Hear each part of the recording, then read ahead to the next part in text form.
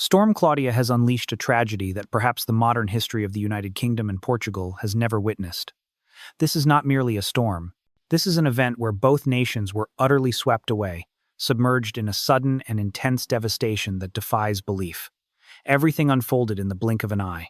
Just moments ago, bustling, vibrant cities are now terrifying. Black bodies of water. Cars parked on sidewalks have suddenly vanished in seconds, swept away by the current like children's toys. The rivers, once gentle and serene, are now like raging, angry monsters, overflowing their banks in an uncontrollable surge. The coastlines, the pride of both nations, have been ruthlessly ravaged, each wave pounding down like a colossal hammer. And even more terrifying, a rare tornado tore through Portugal, stripping the roofs off houses, exposing their interiors, and turning cherished homes into debris in an instant. Rescue sirens screamed into the night, echoing across cities swallowed by darkness. Power was cut. More than 1,000 emergencies were logged in just a few short hours, and the designated safe havens, meant to be the last refuge, are now jam-packed, with no room left to take shelter. But even amidst this ultimate chaos, new dangers continue to rise. What is truly failing behind the scenes of the rescue effort? And could the next threat be drawing closer than we think, ready to deliver yet another devastating blow? At the Riverside Estate in York, rescue teams strained every muscle to haul inflatable rafts across the pitch-black water, their headlights only faintly illuminating the cars that had been completely submerged.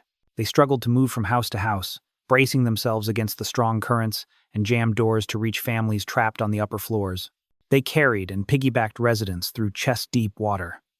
Urgent radio logs continuously counted, indicating over 1,000 emergencies in a single day. Each call was a frantic race against time, as the floodwaters rose 1 meter in just 15 minutes, an unprecedented speed. The elderly, shivering from the cold, were carried out, tightly wrapped in blankets. Frightened children were lifted from windows as the surging water had completely engulfed the ground floors. In Setúbal, Portugal, nearly 200 responders rushed to handle 43 separate flooding calls just before dawn. They waded through streets where storm drains erupted like small volcanoes, and homes were filling with water like giant bathtubs. Hospitals, from Monmouth in the UK to Lisbon in Portugal, were overwhelmed with injured people. Trauma from debris, severe hypothermia, and broken bones were the most common issues. A sudden spike in Monmouth's casualty log forced ambulances to reroute urgently. Rescue teams had to relay patients by boat, as the roads, once vital lifelines, had vanished entirely beneath the river. Shelters were crammed with families clutching bags and pets, the air thick with exhaustion and raw fear. Civil protection volunteers painstakingly checked names on soaked lists, desperately searching for those still missing. Sadly, some individuals were undocumented, found only when volunteers posted their photos on social media. In the chaos, medics worked under the beam of flashlights, prioritizing first aid for children shivering in borrowed coats. One survivor from York whispered, "They were soaked to the skin, but they never hesitated to come back for my father." Every face, whether rescued or rescuing, became a living testament to a night when ordinary life was violently swept into a whirlwind of crisis. The rescue numbers relentlessly kept climbing. Each number is a harrowing story carried away by the flood. In Setúbal, emergency teams were frantically managing over 40 separate flooding crises as the water levels violently rose during the early hours. Nearly 200 responders moved through the city, forced to divide their meager forces between submerged roads, garages rapidly filling with toxic runoff, and elevator shafts that had been grotesquely transformed into vertical rivers. With every desperate call, the pressure on the entire municipal system built to a breaking point. Civil protection workers hastily set up temporary shelters in schools and community centers. But every new family arriving meant fewer empty beds and less food to stretch around. There was no official overflow plan, and the entire emergency system was brutally stretched to its absolute limit. Volunteers logged arrivals by flashlight, scanning soaked ID cards and desperately searching for missing names that might have been lost in the deluge. Across Lisbon, entire neighborhoods plunged into total darkness as the power grid failed. The power loss instantly cut off heating and communications, leaving hundreds of people relying on dim battery lamps and borrowed blankets for warmth. In some districts, the blackouts lasted throughout the night, with only the terrifying blue strobes of emergency vehicles providing any break from the gloom. Hospitals immediately switched to backup generators, rationing precious power between trauma wards, which needed it most, and critical communication links.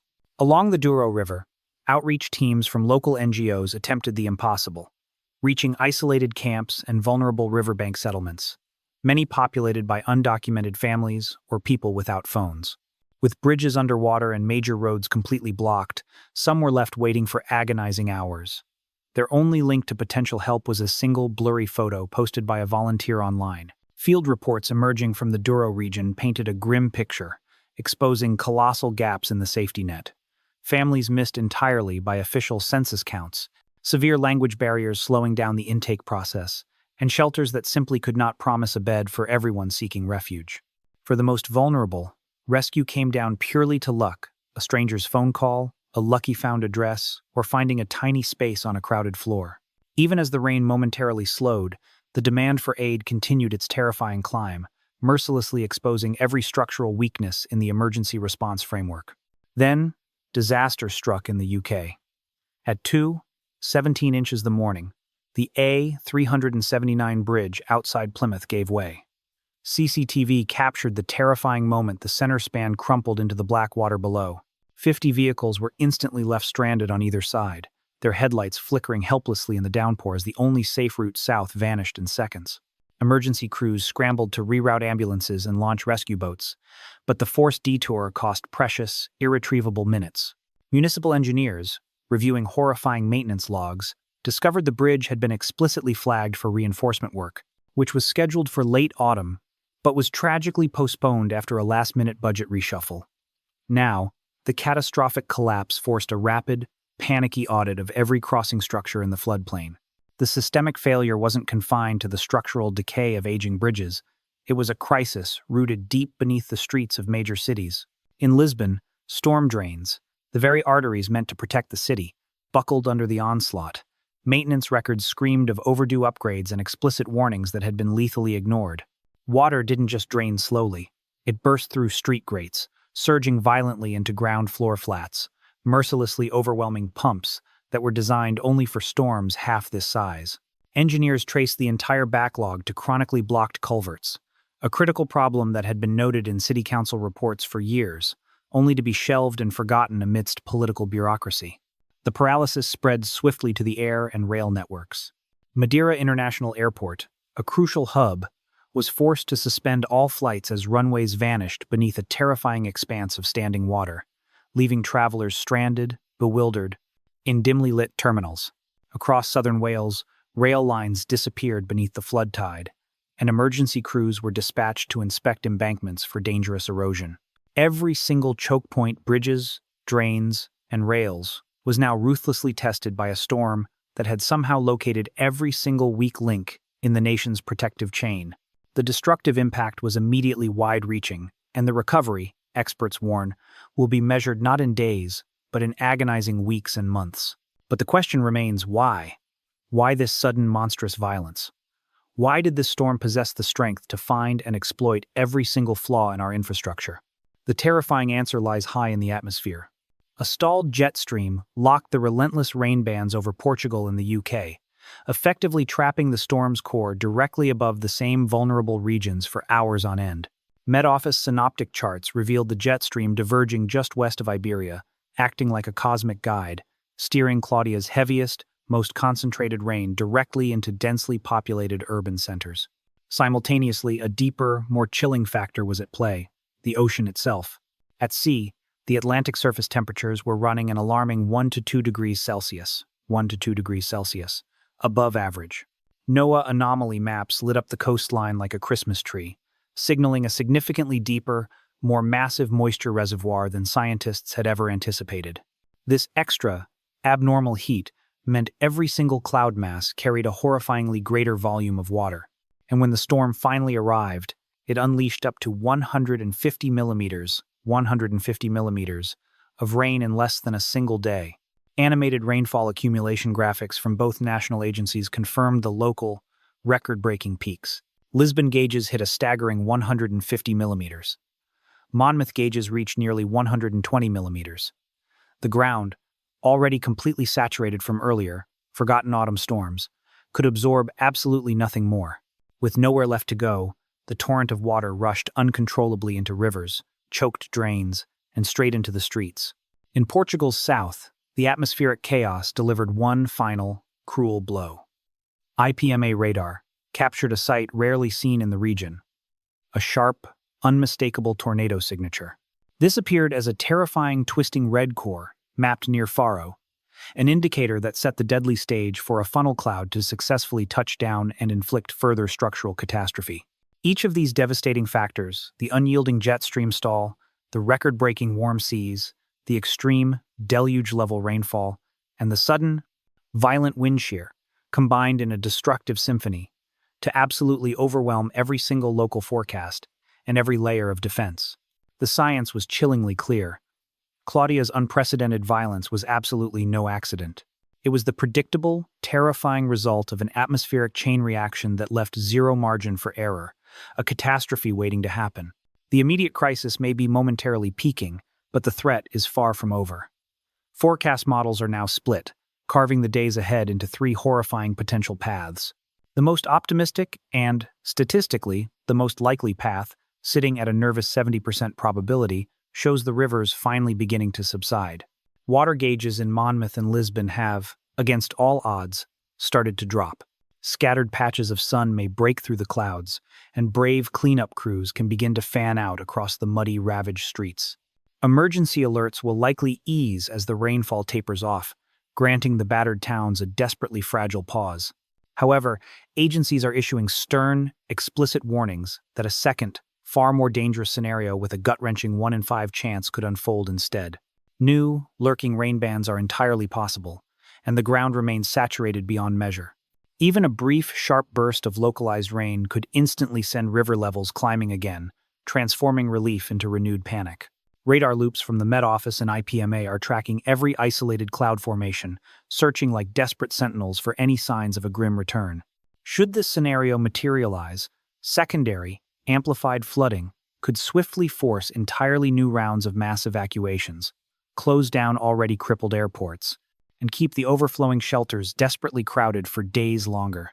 A final, terrifying, and less likely scenario, looming at the grim edge of the forecast with only a 10% probability, is what truly terrifies officials. A fresh, powerful Atlantic low-pressure system, already forming ominously over the abnormally warm seas, could be tragically dragged toward the coast. If pressure readings plummet further and the flashing warnings officially turn deep red, Claudia's agonizing aftermath could instantly spiral into a devastating second assault. Every spike on the digital river gauges, every urgent alert broadcast from dam operators is being watched with paralyzing intensity for any signs that the worst chapter of this disaster is not yet finished. To ensure survival, vigilance is paramount. Authorities have established a series of critical red flags that, if triggered, mandate instant action. A sudden massive spike of more than 1 meter at the Teddington gauge, for example, instantly triggers a major incident declaration for the entirety of London. Environment Agency protocols shift instantly and violently. Further south, the Crestuma-Lever Dam on the Douro River hits its critical alert threshold if upstream flows terrifyingly approach $8,000. When this specific metric is met, EDP immediately issues a widespread release warning, aggressively sending out SMS alerts and simultaneously activating deafening sirens along the already devastated riverbank. The danger signs, the red flags, are precise and deadly serious. Beyond the dam warnings, new Met Office red warnings for rainfall, or rapid tornado formation confirmed by IPMA, mean conditions can pivot from survivable to catastrophic within minutes. Flash flood alerts are instantly activated following any rainfall exceeding the lethal threshold of 30 millimeters per hour in districts already completely saturated. The vigilance extends even to the invisible.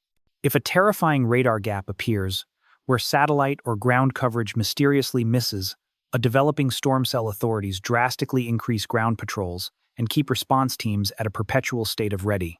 Further terrifying the hydrological experts, dam operators and hydrologists are constantly monitoring for the last most desperate measure: the spillway only releases.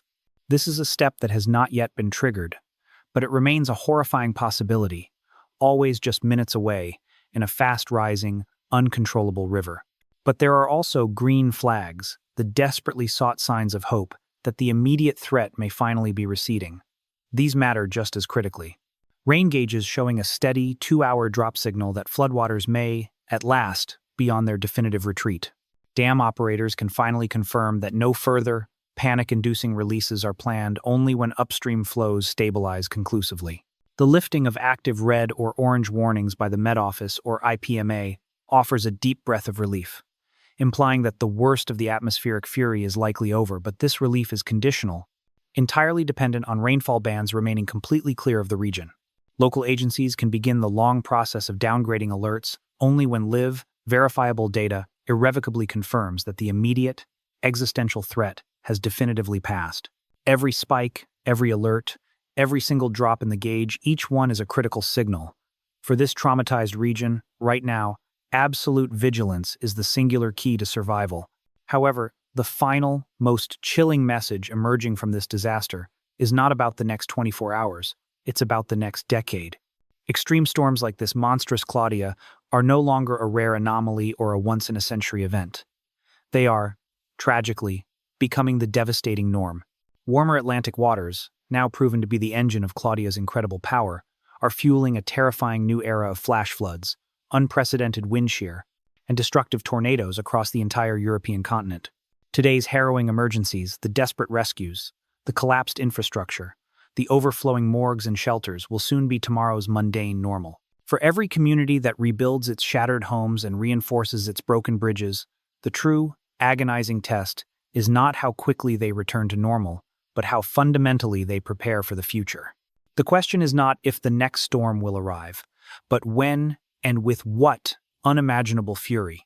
We have seen the cost of negligence, the budget cuts that failed the Plymouth Bridge, the ignored reports that let Lisbon's drains fail. The terrifying truth staring us down is that the atmospheric forces unleashed by a warming planet are already too powerful for outdated infrastructure and complacent planning. Humanity is now engaged in a life-or-death race against a climate that has irrevocably changed. The scientific certainty is a burden we all must now carry. The next storm is not merely a threat, it is already forming, waiting for its moment to strike again. The clock is ticking, and this fragile pause is our final chance to prepare for the inevitable. The cost of Storm Claudia is not merely tallied in submerged vehicles, collapsed bridges, or even the tragic number of lives violently displaced. The true, crippling cost is the stark revelation of our collective vulnerability, the exposed illusion that modern, developed nations are somehow immune to nature's raw, escalating fury. We saw the direct financial cost of negligence, the budget lines slashed that sealed the fate of the A379 bridge, the ignored engineering reports that turned Lisbon's drainage system into a weapon against its own people. This isn't just a story about weather, it is a chilling indictment of human planning, a failure of imagination to grasp the scale of the crisis already upon us. As the floodlights dim and the mud dries, the real work, the fundamental, existential work, must begin. Every structure rebuilt, every meter of coastline reinforced, must be engineered against a future guaranteed to be more violent than the past. We must discard the outdated models and the comfortable complacency of a stable climate. The scientific data is relentless and unforgiving. The thermal energy locked in the oceans ensures that the moisture reservoirs feeding future storms will only deepen. The jet stream anomalies, once rare, are becoming routine, turning localized rainfall into continental disasters. This is the era of the climate superpower, a destructive force that respects no national border, no political ideology, and no financial reserve. The trauma witnessed in York and Setúbal serves as a brutal, global warning. If infrastructure in the economic powerhouses of Europe can crumble under this pressure, what hope is there for the world's more vulnerable regions? The silence from political forums, the endless deferral of critical funding for climate resilience, is now louder than any siren. History will not look kindly upon a generation that possessed all the data, all the red flags, all the scientific certainties yet chose to postpone action, preferring the temporary comfort of balanced budgets over the permanent security of its citizens. We must embrace a radical shift in perspective. Resilience is no longer a virtue, it is a prerequisite for survival. This means radical investment in smart infrastructure, not just patching old wounds, but building systems designed to withstand the ocean warming that has fundamentally altered the atmospheric equation. It demands transparency from government agencies, ensuring that citizens are not merely evacuated, but empowered with real-time, accurate warnings about the structural integrity of the places they call home. The fragile pause granted by the receding waters is not a time for self-congratulation, It is a precious, finite window for transformation. Because the truth is that the next Atlantic low is indeed forming. Its seeds were sown in the warm waters off the coast, and its path will be dictated by the same merciless physics that unleashed Claudia. We have been shown the cost of being unprepared. We have been granted a final warning. There is no negotiating with the forces now at play. The only certainty is that the fury of the atmosphere is accelerating. The question is, when it strikes again, will we be watching the news, or will we be ready?